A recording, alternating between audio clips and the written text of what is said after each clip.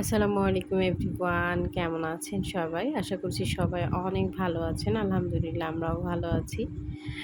আপনাদেরকে স্বাগত জানাচ্ছি নতুন আরেকটি ভিডিও দেখার জন্য।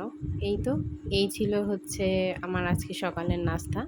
এখন ঘড়িতে বাজে ওই 10:30 11টার মতো। তো সকালে চিয়া সিড আর হচ্ছে টক দই খেয়েছি। তো একটু ক্ষুধা লেগেছে, মনে হচ্ছে যে কিছু খেলে ভালো হতো। ভাত তো খাবো না। তো ভাবলাম যে কিছু একটা খাওয়া যাক। এদিকে বাবু ঘুমিয়ে পড়েছে।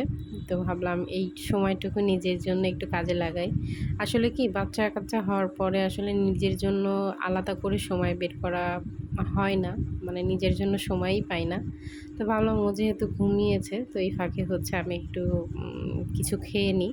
তো এদিকে হচ্ছে আমি কিছু গাজর কেটেছি, একটা মাল্টা আর হচ্ছে ডিম আ পোচ করে নিয়েছিলাম। তো ডিমটা আমি হচ্ছে একটু চিলি ফ্লেক্স দিয়েছিলাম। এজন্য আসলে একটু কালো, কালো লাগছিল। তো যাই হোক, এদিকে হচ্ছে আমি খেতে বসে পড়েছি। এগুলা একটু আরাম-আয়েশ করে আজকে অনেক দিন পর এরকম আরাম-আয়েশ করে খাচ্ছিলাম। তো তারপরে হচ্ছে আমি মানে রুটি বানাবো। তো আমি আসলে যেভাবে রুটি ফ্রোজেন করে রাখি, তো সেটা একটু আপনাদের সঙ্গে শেয়ার করছি। আপনারা হয়তোবা জানেন এটা, কিন্তু তারপরেও ভাবলাম আমি যেভাবে বানাই এটা একটু আপনাদের সঙ্গে শেয়ার করি আরকি। তো এদিকে হচ্ছে ২ কাপ পানি নিয়েছিলাম। ওটা একটু গরম হওয়ার পরে আমি হচ্ছে আটাটা দিয়ে দিয়েছিলাম। আমি যে আটাটা ব্যবহার করছি এটা হচ্ছে তির আটা। তো এই আটাটা আসলে খুবই ভালো। তো এইজন্য হচ্ছে আমি তিরটাই সবসময় ব্যবহার করি কেক বানানোর ক্ষেত্রেও। তো এই তো আটাটা হচ্ছে আমি মেখে নিয়েছি। এত সফট হয়েছিল মাশাআল্লাহ আটাটা। তো তারপরে হচ্ছে এই তো লেচি কেটে নিচ্ছি। কেটে নিয়ে তারপরে হচ্ছে আমি লুচিগুলা মানে লুচি বলছি, রুটিগুলা হচ্ছে বেলে নিবো আরকি। রুটির আটাটা যখন মাখা হয়, ওই আটাটা যদি সফট হয় তাহলে কিন্তু রুটিগুলা অনেক সুন্দর বেলা হয়। তো আমি আসলে আগে রুটি বানাতে পারতাম না। মানে রুটি বানানোর কথা শুনলেই আমার কান্না পেত। যেহেতু পারতাম না সেজন্য। তো হচ্ছে তারপরেই তো বানাতে আলহামদুলিল্লাহ এখন মোটামুটি হয়। পুরোপুরি যে ভালো হয় বিষয়টা এমন না। তবুও হয় আলহামদুলিল্লাহ। তো চলেন একে, একে আমি হচ্ছে সবগুলো রুটি কিন্তু বেলে নিয়েছি। ওটা আর আপনাদেরকে দেখাইনি।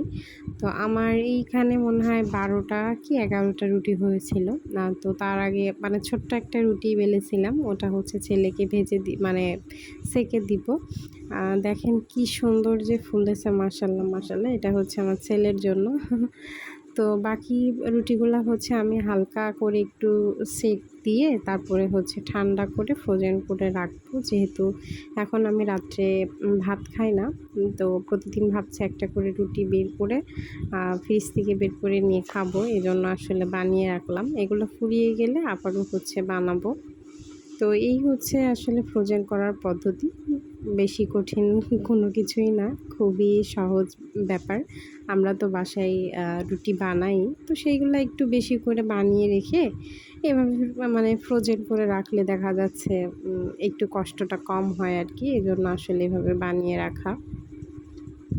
তো আমার এই তো সবগুলা রুটি আমি একে, একে সেঁকে নিয়েছি। তারপরেই তো এখানে একটা তোয়ালে দিয়ে তার উপরে হচ্ছে আমি রুটিগুলা ঠান্ডা হতে দিয়েছিলাম। আর এদিকে দেখেন রুটিগুলা কিন্তু ঠান্ডাও হয়ে গিয়েছে। তো ঠান্ডা হয়ে যাওয়ার পরে আমি এই তো একে, একে একেকটার উপরে একেকটা পলিথিন দিয়ে তারপরে হচ্ছে এগুলো রেখেছি। আর এই রুটিগুলা যে প্যাকেটের মধ্যে রাখছি, ওই প্যাকেটটা আসলে হচ্ছে আমি সামোসার শিট কিনেছিলাম। তো সেই প্যাকেটটার মধ্যে রেখে দিব। প্যাকেটটা আমি ফেলিনি। যেহেতু আমার মানে রুটি রাখার মতো তেমন কোনো বক্স নাই। এজন্য ভাবছি যে এটার মধ্যেই রাখি আরকি। তো এটার মধ্যে কিন্তু খুব সুন্দরভাবে এগুলা রাখতে পেরেছি আলহামদুলিল্লাহ। তো যাই হোক, ভিডিওটা আজকে এখানে শেষ করে দিব। কেমন লাগলো অবশ্যই কমেন্টে জানাতে ভুলবেন না। আর ভালো লাগলে অবশ্যই আমার ভিডিওটিতে একটি লাইক দিতে ভুলবেন না। আর আমার চ্যানেলটা সাবস্ক্রাইব করবেন। এখনও পর্যন্ত যারা আমার ভিডিও দেখছেন আপনাদেরকে অসংখ্য ধন্যবাদ। তো চলুন আজকের মতো এখানে আপনাদের কাছ থেকে বিদায় নিয়ে নিই। সবাই খুব ভালো থাকবেন, সুস্থ থাকবেন, নিরাপদে থাকবেন। দেখা হবে খুব শীঘ্রই পরের আরেকটা ব্লগে। আর আমার জন্য অবশ্যই দোয়া করবেন। আসসালামু আলাইকুম। আল্লাহ হাফেজ সবাইকে।